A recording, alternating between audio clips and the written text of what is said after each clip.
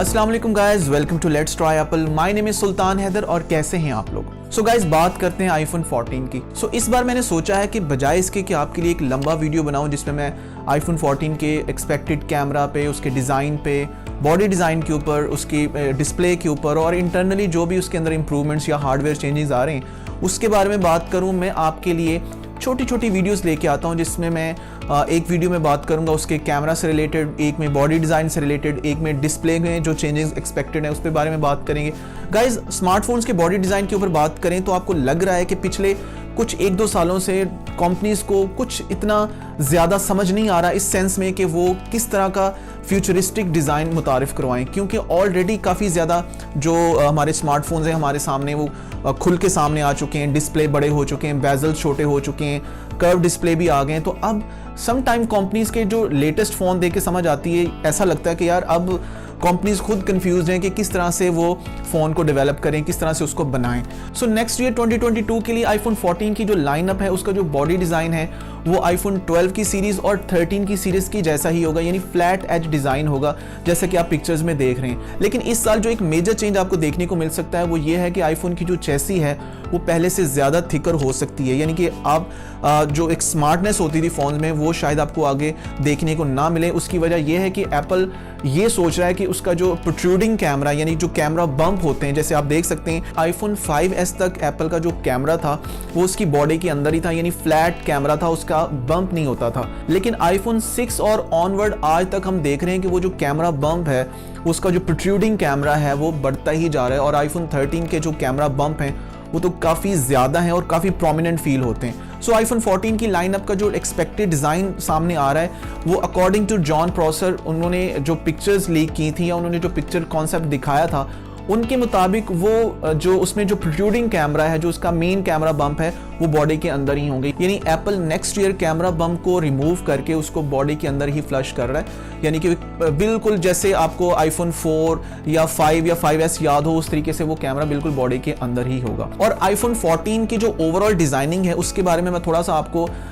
Time में पीछे लेके जाऊंगा। आपको याद हो कि आईफोन 4 और 4S में जो बॉडी डिज़ाइन था काफ़ी एलिगेंट डिज़ाइन था, जिसमें फ्रंट और बैक ग्लास था और साइड पे एक आपको मेटल रिम नजर आता था। जॉन प्रॉसर के जो इमेजेस हैं आपके सामने इस वक्त आप स्क्रीन पे देख सकते हैं, वहां पे भी आपको जो उसका डिजाइन है वो आईफोन 4 से ही इंस्पायर्ड नजर आएगा, यानी आईफोन 4 और 4S की तरह ही उसका चारों तरफ एक रिम होगा और फ्रंट और बैक पे जो एक फ्लैट ग्लास आपको नजर आएगा। सो गाइस, ये आपके सामने आईफोन 4S है। आईफोन 4 का जो डिजाइन था वो भी इससे मिलता जुलता था। आप देख सकते हैं कि इसके चारों तरफ जो है वो मेटल रिम है और ये काफी खूबसूरत और एलिगेंट डिजाइन था अपने दौर में, और फ्रंट और बैक पे आपको ग्लास नजर आएगा। तो आईफोन 14 भी कुछ इसी से इंस्पायर्ड नजर आ रहा है, लेकिन ऑब्वियसली वो एक बड़े साइज में होगा और इतना ज्यादा थिक भी नहीं होगा। आपको पहले भी पता है कि आईफोन 12 और 13 का जो डिजाइन है वो आईफोन 5S और 5 से इंस्पायर्ड है, वो उसी को लेके एप्पल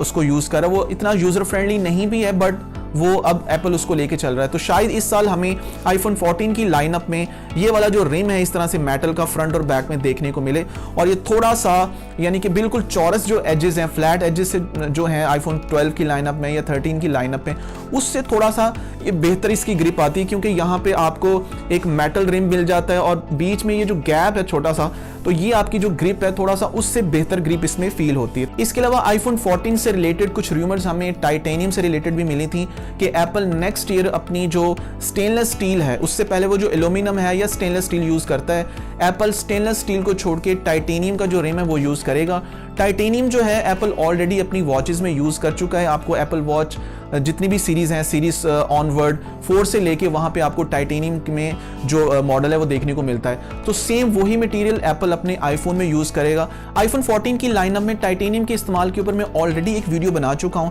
जिसका लिंक मैं आपको डिस्क्रिप्शन में भी दे दूंगा और आई बटन में भी दे दूंगा। उस वीडियो में मैंने डिटेल में बात की थी कि आईफोन 14 की लाइनअप में टाइटेनियम की वजह से हमें कौन से बेनिफिट हो सकते हैं, वो कितना स्क्रैच रेजिस्टेंट है। गाइज, इसके अलावा एप्पल अपने आईफोन्स के लिए एक कूलिंग सिस्टम को भी टेस्ट कर रहा है जिसका नाम है वेपर चैम्बर कूलिंग सिस्टम। इस कूलिंग सिस्टम से ये होगा कि आईफोन की जो एक हीट